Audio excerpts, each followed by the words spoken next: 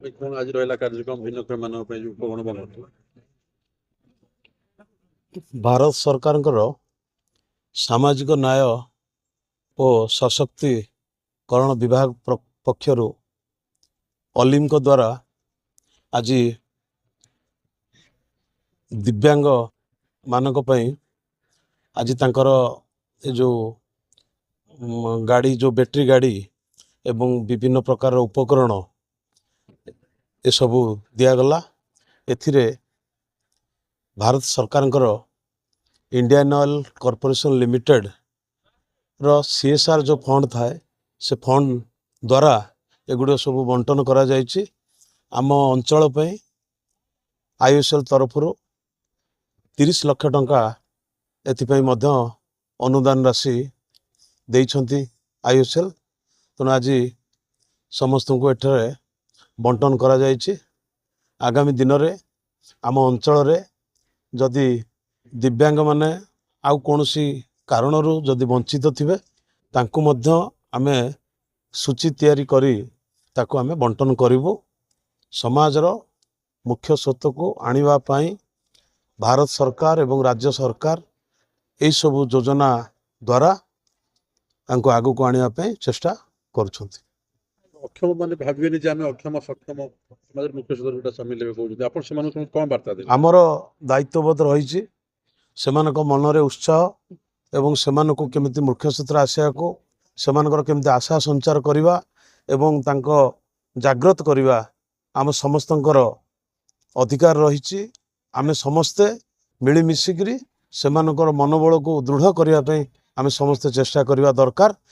या द्वारा कौन हम ना से निश्चित भाव में समाजर मुख्य स्रोत सामिल हे जमती आजिकल भारत सरकार द्वारा राज्य सरकार द्वारा विभिन्न खेल आयोजन करा जाउछि। या द्वारा सेमानकर मनोबल वृद्धि होछि एवं सेमाने विभिन्न जगार पुरस्कृत होइकि आसुछन्ति। एबे निकट में भारत सरकार जो ओलंपिक रे भी आम भारत जाई योगदान करथिले एवं ता मध्य सेमाने पुरस्कार नेकरी आसथिले। तो कार्यक्रम कौन होला केते उपकरण आज दिया गला सहायक उपकरण आपण कोन ए माध्यम वार्ता दबी चाहते। आजिर जो सहायक उपकरण बंटन जो मेला अनुष्ठित होता एथिरे इंडियन ऑयल तार corporate social corporate responsibility CSR initiative रे आलमिक तरफ समस्त दिव्यांग मानक पई जो एड्स एंड अप्लायंस मध्ये दिया जायतिला। एथिरे 91 जन आमर दिव्यांग व्यक्ति अंशग्रहण करथिले। समस्त को बैटरी व्हील चेयर एवं हियरिंग एड्स एवं आर्टिफिशियल लिम्स एगुड़िक समस्त को दिखाई एवं ऑनरेबल आमर मान्यवर विधायक उपस्थित थिले एवं पाखापाखि 60 लाख टंकार एड्स एंड अप्लायंस आज इंडियन ऑयल तरफ दिया बंटन कर। Thank you. मो ना स्मृति मल्लिक असिस्टेंट मैनेजर आलिंग भुवनेश्वर कार्यरत। आईएसएल संस्था तरफ तार सीएसआर पार्टी तरफ 60 लाख टंका कटक डिस्ट्रिक्ट दिया जो 30 लाख टंका आम नियाली ब्लॉक को एवं 30 लाख टंका कटक सदर ब्लॉक दिया। आज यही वितरण शिविर में 91 जन दिव्यांग भाई भणी मानक विभिन्न प्रकार सहायक उपकरण प्रदान कराई। 68टी बैटरी चार्जर ट्राइसाइकेल 3टी जॉयस्टिक व्हील चेयर 15टी व्हील चेयर एवं आशाबाड़ी विभिन्न प्रकार आज उपकरण दिया।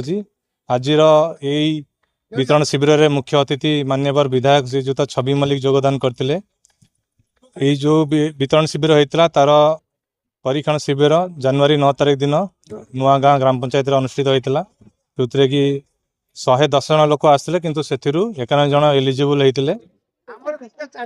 ये जो दिव्यांग मानक ये सब प्रकार सहायक उपकरण प्रदान कर मुख्य लोक हो समाजर मुख्य स्रोत जड़ित करवा आउ नीतिदिन जीवन में जमी सहायक उपकरण कार्यक्रम से प्रति आलिम को एवं इंडियन ऑयल कॉर्पोरेशन नियमित भाव में कार्यरत करुँच।